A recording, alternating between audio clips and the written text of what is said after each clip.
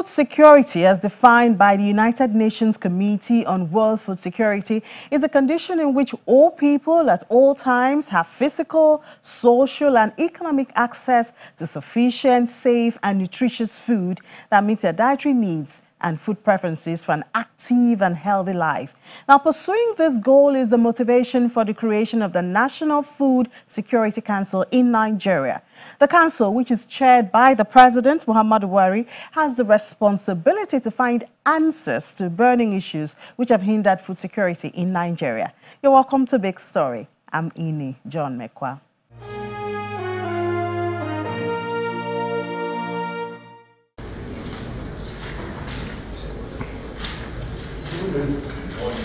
The National Food Security Council, which is chaired by the President, has the Vice Chairman as the Kebbi State Governor, while members include Secretary to the Government of the Federation, the Chief of Staff to the President, the National Security Advisor, 7 cabinet members, as well as governors of Taraba, Plateau, Lagos, Ebonyi, and Delta states. The President disclosed that the Council would also take interest in regional and global policies and trends that bear implications for food security in the country.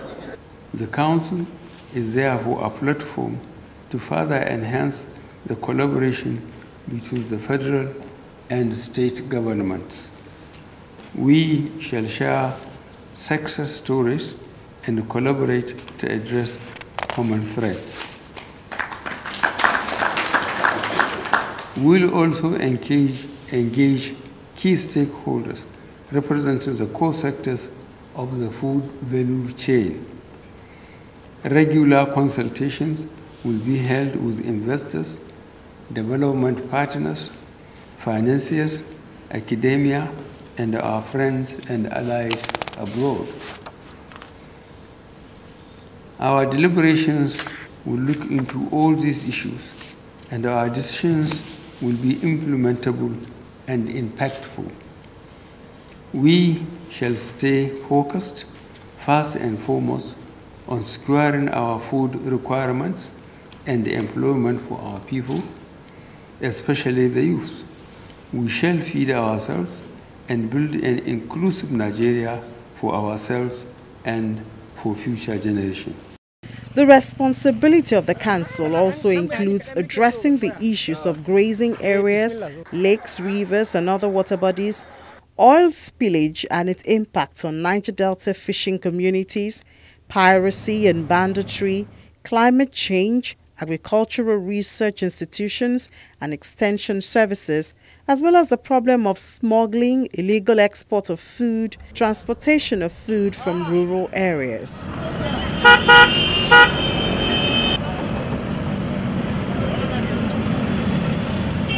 Council will further deepen the gains that have been achieved in the last 2.5 years by providing more opportunities for all stakeholders and all participants. Once and for all, we want to start a new institutional framework that actually takes Nigeria away from a monolithic economy.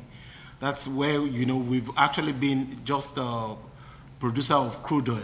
And this time around, we should actually create a platform that allows us to really address issues that relate to agri and then, national food security. The secured environment is germane to any progress. And of course, about the herders and farmers, what we need to do is to step up our operations. We have operations all over the 6 geopolitical zones to step up our operations to ensure that the environment is secured for the farmers and, of course, for the herders also.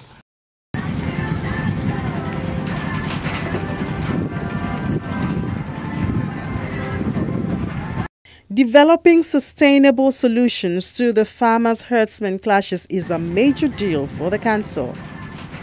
While the country may celebrate the announcement of the Global Terrorism Index that Nigeria experienced an 80% drop in the number of deaths caused by terrorist attacks in 2016, the herdsmen and farmers clashes may belittle this victory.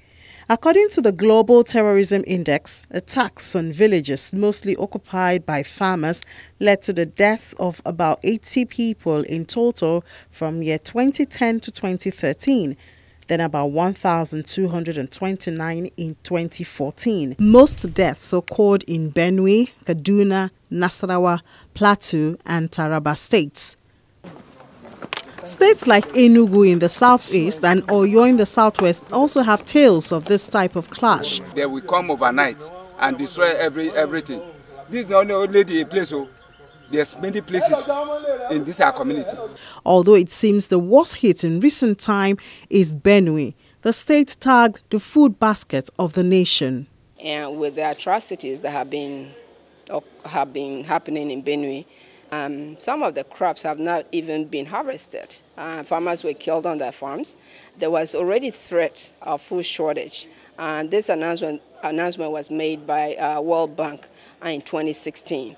And with what has happened lately, it's just a matter of time. It's not a matter of if, it's when we're going to start experiencing food shortage in Benue State, in Taraba, and in Nigeria. We're missing jobs, we're missing food, we're missing a lot of protein for our kids, which they desperately need, and then we're missing the peace and security that we need for good governance. 24% of the states in this country are being attacked. People are killed in 24 out of 36 states and the FCT. That's 60% of Nigeria that is being attacked. People are being killed by Fulani herdsmen. This makes no sense. I mean, it has to stop. Now, if we're not careful, this food shortage, we're already trying to reduce the food that we're importing. Now we're going to turn around and import more foods. It's going to affect the forex. We've been fighting those things. So the things that we have been fighting to improve our economy, all that work is going to, be wasted if we do not ranch. Every other country is ranching except Nigeria. If you try to find out the number of cattle all over the world, you can't find it. Can't find it in Nigeria. You have to ranch to be able to count the number of livestock that you have. So ranching is the only way. There's no other way to peace and security, to job creation, to reducing the stunting and the malnutrition that is all over Nigeria.